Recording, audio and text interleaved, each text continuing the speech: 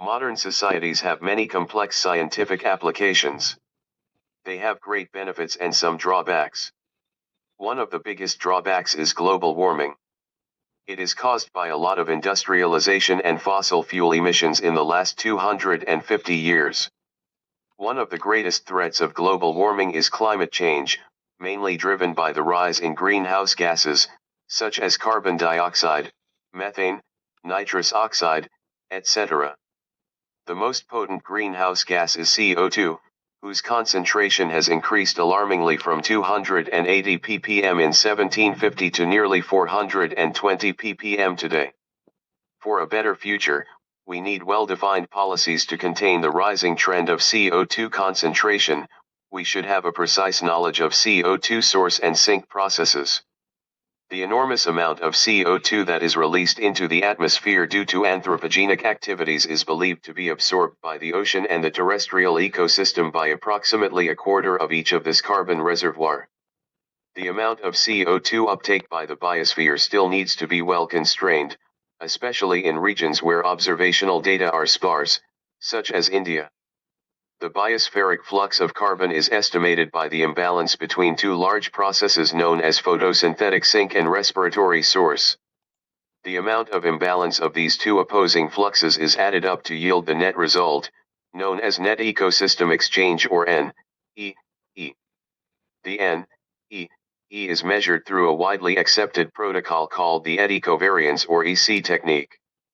EC technique relies on in situ observations of various parameters and their covariance at a high frequency of 10 Hz. Multiple instruments are mounted on a tall tower at different heights, creating a complex instrument cluster.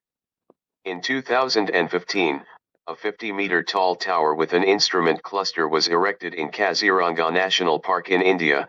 Its location is 26 degrees 35 minutes north and 93 degrees 6 minutes east.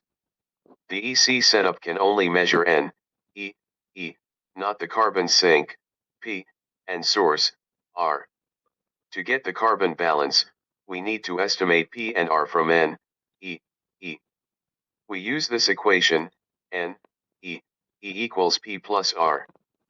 But we have two unknowns, so we need more information. We assume that N-E at night is only from R and that R depends on temperature.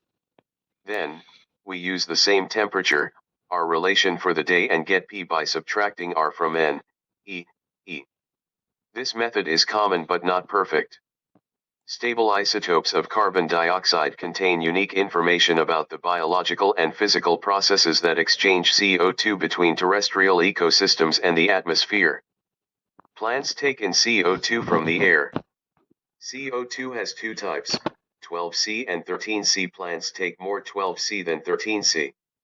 The leaves of C3 plants have less 13C than the air.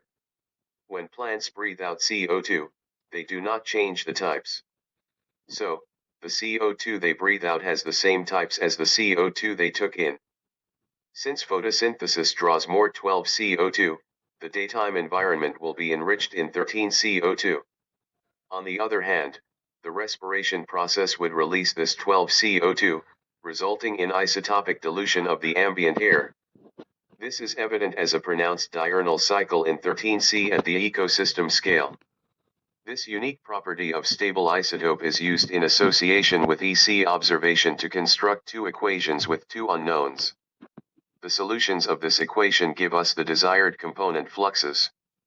We measured CO2 concentration and the isotopic profiles at Kaziranga National Park in February 2019. Other instruments used are an anemometer for wind speed measurements, infrared gas analyzers for atmospheric CO2, and water vapor concentrations. The results show that the Kaziranga forest releases a lot of carbon from the soil. It takes in a significant amount of carbon from the air when it rains in April-May but less when it rains more. In winter, it releases more carbon than it takes in. This differs from other Indian forests that take in more carbon during and after the rain. Northeast India has many forests that could help reduce CO2 from human activities. But we need to study how they do that. This work was carried out under the MetFlux India project carried out by the Indian Institute of Tropical Meteorology, at Pune, and the Tezpur University, at Tezpur, India.